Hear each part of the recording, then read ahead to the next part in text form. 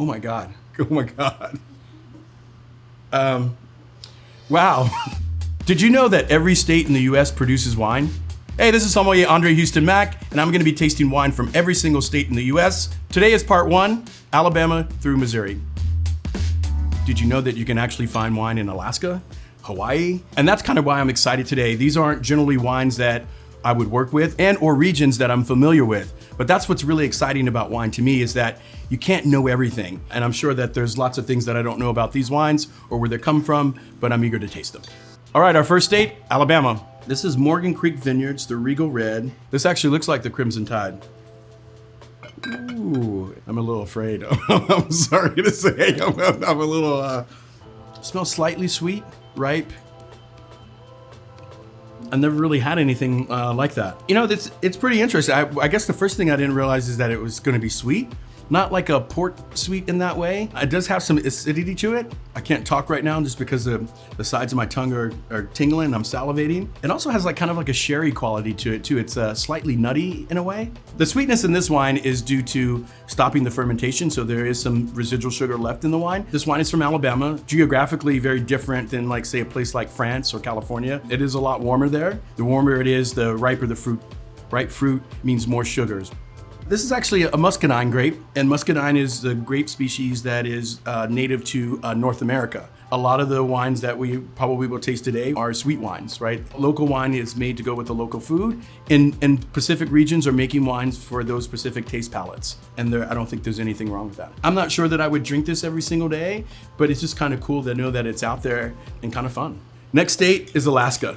This is blueberry wine. So you can make wine from any fruit. Just so happens that what's most popular in the world that I come from is grapes, but wine can be made from even flowers as well. But this is made from blueberries, which I've never had before. Oh my God. It smells like blueberries somewhat, but then like underneath that, there's kind of like this little bit of like pine sol, kind of disinfectant that like is kind of mixed in there with that. It smells like a sterile hospital room. You know, it's kind of one of those things, the first time like you have beer or like liquor or something like that, oh, you know, don't worry about it, Sonny, you got to get used to it. I don't know if I could ever get used to this. There's not a lot of complexity to the wine, and it feels a lot of, you know, pretty one-dimensional.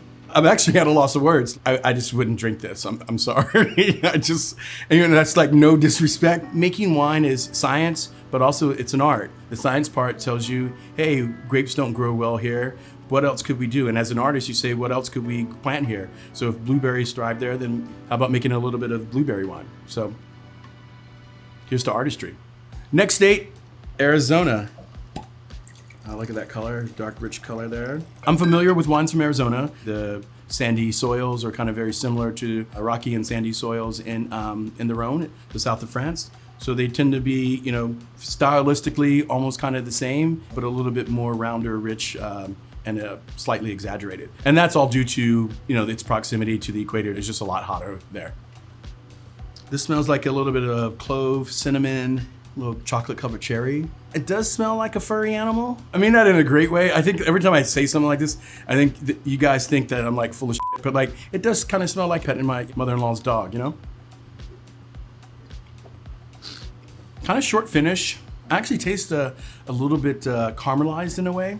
And maybe that's through the heat. Getting a lot of like tingling sensation in the front part of my teeth. There's like cherries, pomegranates. There's a slight kind of like acetone to this wine, which I kind of see as a fault. I think for some people, they've embraced it as a style and people enjoy it, but it's kind of hard for me to sometimes to get past that in a wine. Maybe that's something that developed, you know, in this particular vintage, but I would definitely give it a shot next vintage and see how it turned out. Arizona, what's interesting about this is that they chose to plant what we call the noble grape. So the grape species that are more indigenous to Europe, and they found a place in Arizona, this microclimate that they felt that these grape varietals would do well. When you think of something like muscadine, those are a different species of grape that are native to North America. Next state, Arkansas. So this is Chateau Ozark. This is from the Ozark Mountains, and this is called Savant. Arkansas white table wine. So that's interesting because as you look at it, it looks like it is red. So I don't know the law here, but clearly it doesn't look white, but it is listed as a white table wine. It smells, you know, musky. You know, I think it's muscadine. It's kind of the culprit there. There's some vanilla component to it, a little bit of cinnamon. It tastes like caramelized sugar. if you were to burn cotton candy. That's what it kind of tastes like to me. That's not a good thing. If it's your thing, then it's a good thing. It's not my thing. So, and definitely I wasn't expecting that. It feels like it's like part wine and, you know, part mead. So like made from honey. So it has like this musky thickness to it, but not very cloying. I am salivating, so I feel like there is some acidity to it, but it needs food. Like, I don't think most people could actually drink a full glass of this. It's like a liquefied fruit cake. When you see muscadine, I'm starting to realize maybe there's some sweetness to the wine. It's slightly matterized or like burnt a little bit in some way. Next state, California. All right, so we have BV Vineyards. This is Cabernet Sauvignon from Napa Valley, one of the most famous wine regions in the world. So when people generally think about wine in the United States or talking about wine in the United States, this is what we're talking about right here. First off, kind of campfire smokiness to it. Raspberries, violets, just a little bit of hint of cranberry. Really rich tannins, bitter chocolate, cassis, raspberries. This is a classic example of California Cabernet. It has concentration. Some of the earlier wines or fruit wines we tasted didn't have this depth of concentration to it and like this kind of depth of flavor that kind of keeps going and keeps going. Here there's some complexity to it and a little bit more elegance to it as well. This is like a warm hug. This is something that I know and that I embrace and that I'm most comfortable with. California is the standard bearer here. Between 80% and 90% of all wine produced in the United States is produced in California.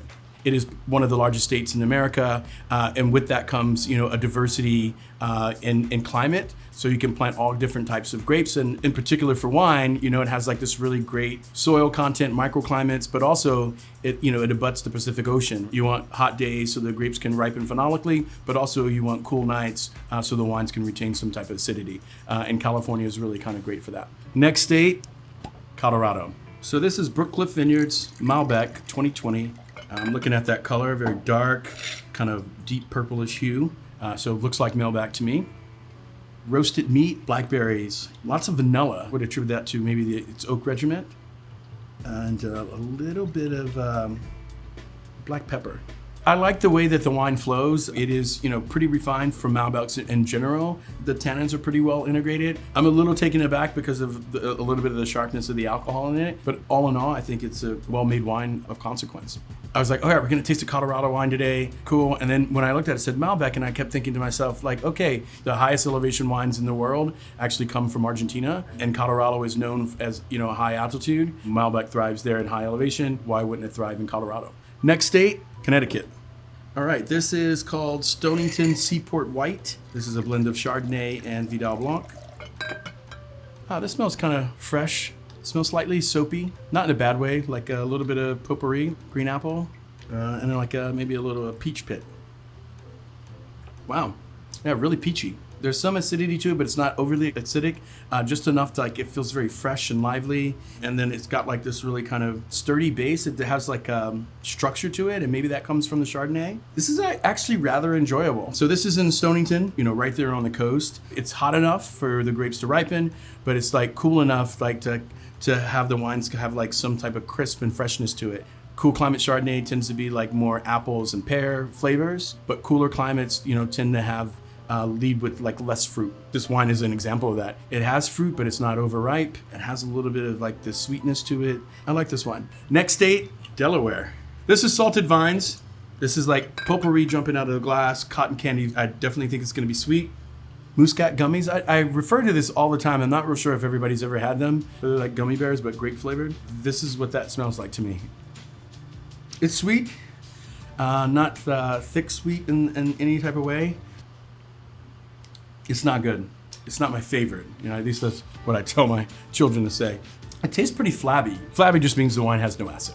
There's no spring to it. It doesn't feel fresh or like lively in any way. The aftertaste in my mouth is kind of like after like you taste like Robitussin. This is not like anything I've ever had before. You know, it's aromatics, but then also like this funkiness that comes maybe from the grape to me is just a little bit too overpowering. Something that I can't get past in order to be able to enjoy the wine. All right, so I want to break down a little something for you that most people may not understand. Not all wine grapes are produced in the state in which they are made. You can produce wine from grapes in Delaware that were actually grown from another state. In particular, this wine, the grapes were grown in Pennsylvania, and then they brought them to their winery in Delaware, and the wine was produced there, made there.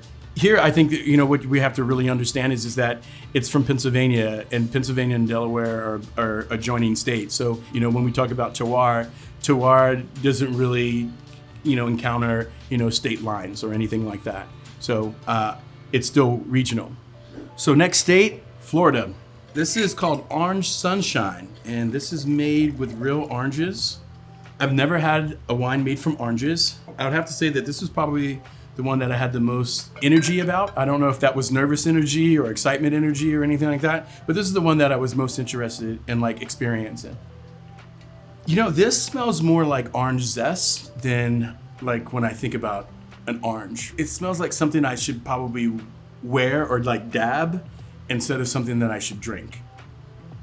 It tastes kind of like if a Sunny D could ever go bad. I don't know if Sunny D could ever go bad. I think they've stayed in the refrigerator for years. Really rich and slightly artificially orange, like a Sunny D. This is weird. I mean, it's just a weird kind of experience. Then again, not all that bad. I would use this to make a cocktail with. I couldn't drink a full glass of this, but I think the best way to probably enjoy this to me would be by adding some vodka or gin to it.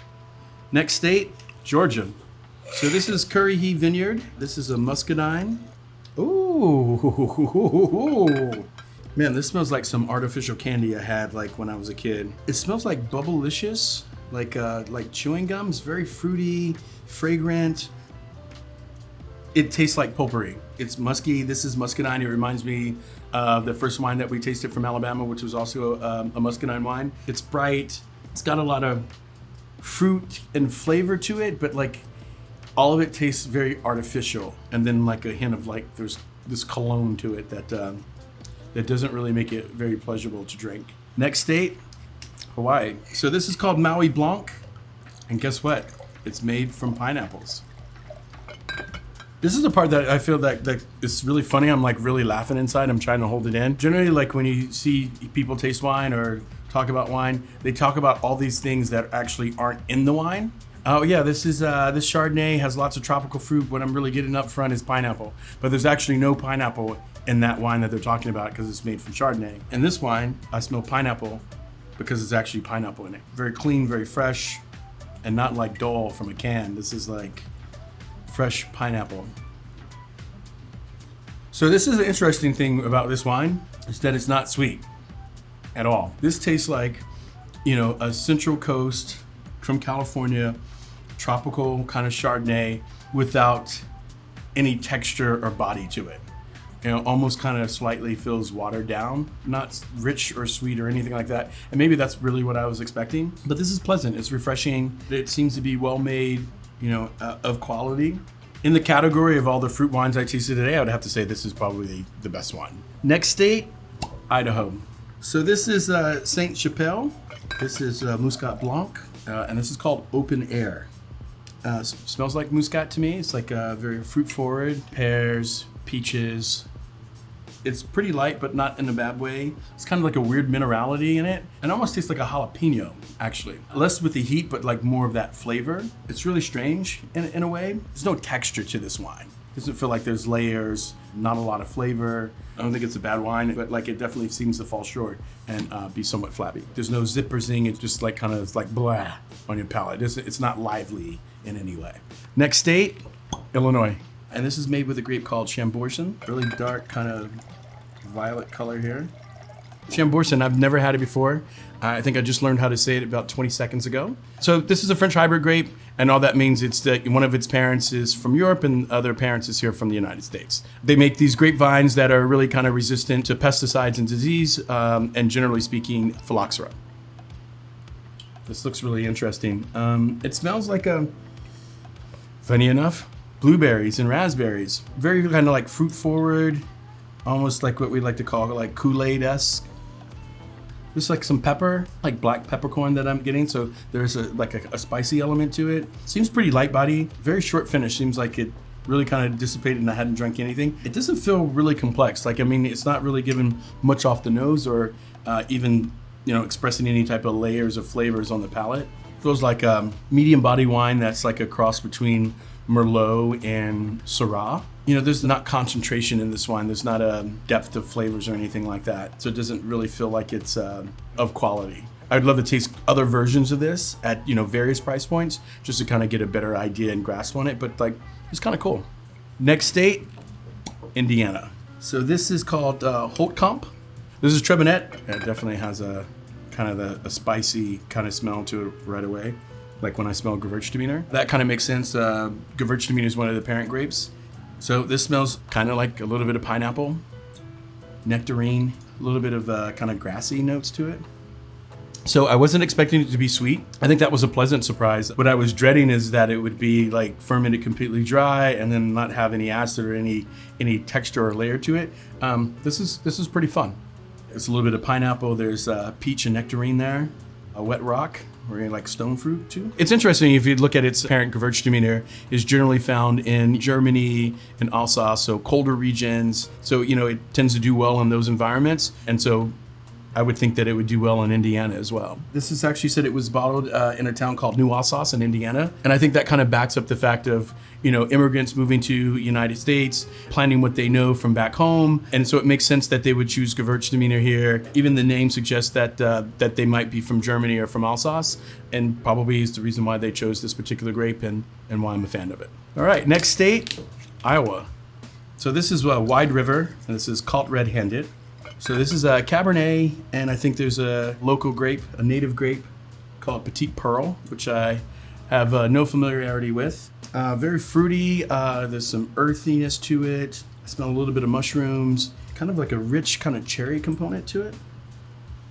This is kind of really light-bodied, there's no mid-palate. It feels like there's really nothing there.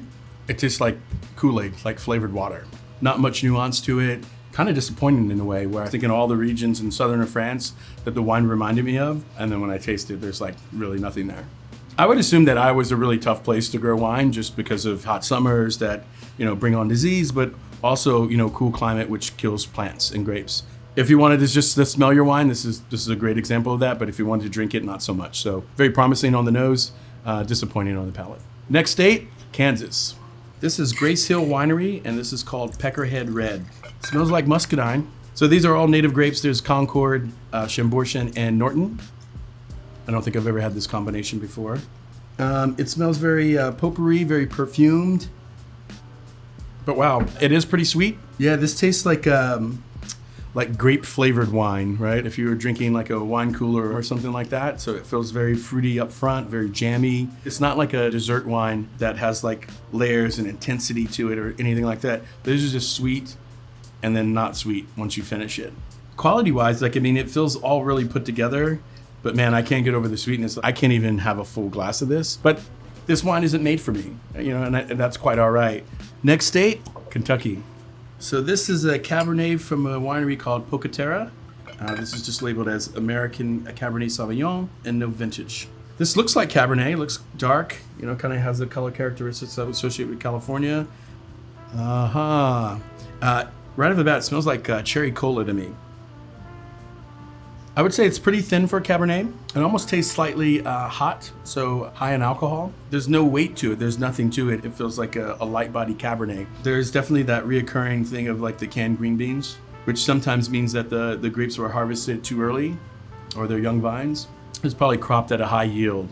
When we talk about yield, it's like how many grapes that you can grow on an acre. And the more that you grow on an acre, the less concentrated the wine will be, but you get a bigger yield, but like less flavorful fruit. A lot of the decisions that you make in the vineyard are based on cost. Some people drop fruit where they go through and cut fruit off because it's too much and you want to concentrate the fruit that's still hanging on the vines, which is a very expensive process to do. In some places, people just think that from a business standpoint, it's just outright crazy. I didn't even know that they made Cabernet in Kentucky. This probably wasn't the best shining example of that, but maybe there's one that exists. Next state, Louisiana. So this is Landry Vineyards, Blanc de Bois.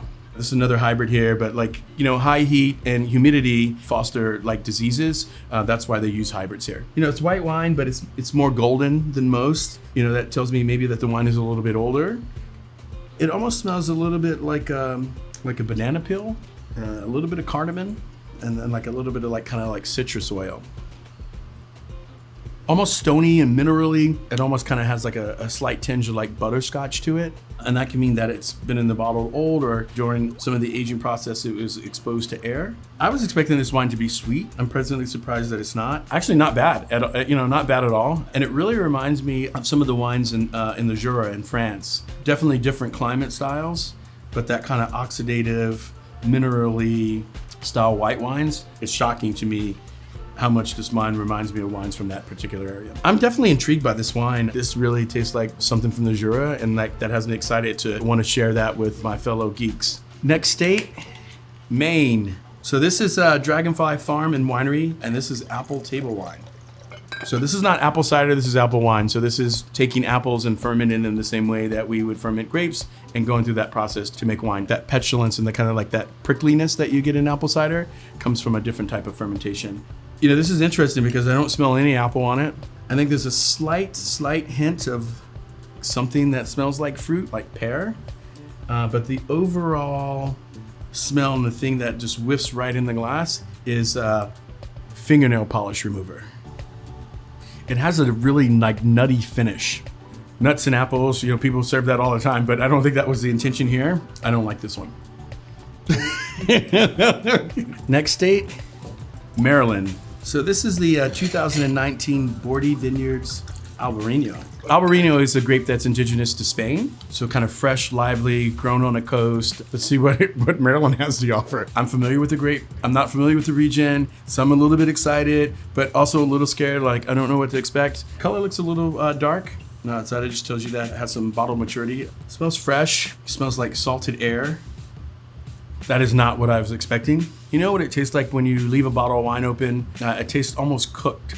There were some people in Oregon, a producer, who had spent like 3 years before they ended up in Oregon because they had did all this research around the country to figure out the best place to grow Albarino. There's a lot of research that goes into it. I don't know if this was backed by research and saying, hey, this could grow there. I can see why they would want to. Like, you know what I mean? Like thinking about like growing, you know, the local wine to go with the food. So if I think about Maryland, you know, I'm thinking about fish, crustaceans, seafood, like all of those things that Albarino tend to like help sing. This not so much. Next state, Massachusetts. So this is from Truro Vineyards. This is called Diamond White. We have to talk about this bottle real quick. Look at this. It's shaped like a lighthouse. It looks pretty cool to me. Then again, I'm a sucker for packaging and stuff like that on the business side. But this is made from the Concord grape, which is like generally used to make like grape jams and jellies. And also this is one of those examples where the grapes are actually grown in New York, but it's produced and bottled in Massachusetts. So it's sweet. I wasn't expecting that. I was thinking that it would be dry. So that kind of like threw me off. It's not like over the top sweet, but like there's definitely something missing there. It doesn't feel complete. It like kind of dies right in the mid palate. There's nothing on the back end of this wine. Not necessarily my style, but I can see how people could be attracted to it. It seems like easy to knock back. If this is what you like, then that's all the power to you. Next state, Michigan. So this is called 42 Ice Wine. This is made from Vidal Blanc. This is ice wine, which falls into like that kind of dessert wine category, so a sweet wine. What that is that the grapes are left on the vine until they freeze, and so it concentrates the juice, makes it sweeter, and then they quickly crush them, and then that's how the sweetness comes into the wine. Very concentrated, and generally they come in half bottles, right? Because most people can't drink a full bottle or it would go to waste. Ah, that smells amazing. Like stewed peach, pear, Mirabelle plum. There's lots of things going on. Like texture, I feel like it drapes over my tongue and my palate. It's like got my tonsils like on a speed bag. When I thought about sweet wine, this was the category of wine that I talked about, where it had texture and this richness and these layers to it. And also I feel like texture gives wine a soul, right? It gives like a feeling, and these wines definitely do that. This is something that I know and something that feels very familiar to me. And going in today, this is what I thought all of the sweet wines would taste like, and they don't. And so that's a great learning point for me. These wines are great. If you've never had ice wine, it's definitely something you should try, and definitely can just be, you know, a fun way to end a meal, whether it be with dessert or cheese or just by itself. This is pretty cool to know that they're making ice wine there, and this is pretty tasty. All right, next state, Minnesota. So this is from Schramm Vineyard, and this is called Itasca. It's my first time having a wine from Minnesota. Ooh. So it's a funk there. It smells dry. I guess like from smelling, I think that it would, you know, that it's not going to be sweet. It's really golden in color, especially for 2021.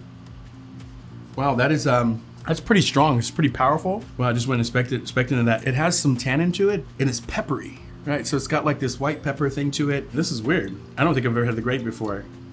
It feels pretty hearty. You know, it's not polished. It's big and rough around the edges. It's got like my cheek spasming over here. I don't know what to think of this wine. This is definitely not a flavor that I'm accustomed to or feels enjoyable to me. And there's no complexity to it. Like, it's kind of one-dimensional. Like, you get like this rush of like alcohol and like this heaviness and almost like this, like you've tasted cologne in your mouth, and then it like that, it's gone. Next state, Mississippi. This is from R&R Vineyards, and this is Lamonto. I never heard of that Lamonto before. I thought it was a cuvee name, and apparently it's a grape. Yeah, you know how I look at this? It's like very dark, very purpley looking. When I smell it, it smells like that Muscat grape. When I smell that, I automatically know that it is a hybrid grape or a native grape. Kind of reminds me a little bit of Syrah, just like kind of like off the first whiff. Some spice here, some like a pepper spice mix. It's kind of tannic, so it is sucking the moisture out of my mouth. There's really no fruit in the wine, which just seems kind of strange and weird to me. There is this fruitiness that you get on the nose that really kind of falls flat on the palate. It doesn't feel complete. It's like missing something. You're hearing lots of like rumbling. It's about, this is a movement called ABV, anything but vinifera. A lot of eager wine drinkers are championing those wines and the taste of those wines. So do I think, in the next 50 years, will these be more popular? Yes. And I would have to say within the last 10 years, they're more popular. The noble grapes have been grown and have a lot more history of like being worked with that come from Europe. Here in the United States, it's relatively young, our experience with grapes, but I do think that some of the better known best practices will create better wines. And through experience, you're going to see a lot of that kind of spill over into other parts of the United States where they're making wine. It's really going to flourish. I think these won't be so obscure, and someone in my position, 30, 40 years from now, within that repertoire, they're definitely going to be talking about native grapes. All right, our last wine for part one is the great state of Missouri. So this is Augusta Winery, and this is Norton. Oh, right off the bat, just really kind of deep, dark color, rich color, very purpley. So it smells very jammy. It's smoky. It has a little bit of residual sugar, but like really kind of faint. Jammy, spicy. There's some tannin to it. To be honest, it tastes better than I thought it would taste. I guess if I had to compare this to the other Nortons that we've tasted today, it's better made than those. There's this kind of substance to it that you get, even though I would say that this is a medium body and doesn't have this kind of lush quality to it. I still think that it's well made. I never think of Missouri as being like, a wine destination at all, but I do believe the first AVA was conceived and is in Missouri. To me, that's kind of a big deal to show like maybe where things have shifted. To think that was the first place that we decided to incorporate an AVA. I'm always fascinated by that. All right, that was the end of part one. What a great tasting, really fun, I think really informational for me. A job as a sommelier is not only to know like just the wines that you like and enjoy, but also to know what other things are out there. But coming soon will be part two, and we'll be tasting wines from Montana all the way to Wyoming. This is kind of cool. This is definitely not what I was expecting when I opened it. Actually, I was slightly afraid, just like looking at the overall packaging. When I looked at this a little bit, I was like, oh, this looks like it's kind of been printed off a home printer. It's just a prime example that, just by looking at the packaging, like really doesn't tell you anything about inside.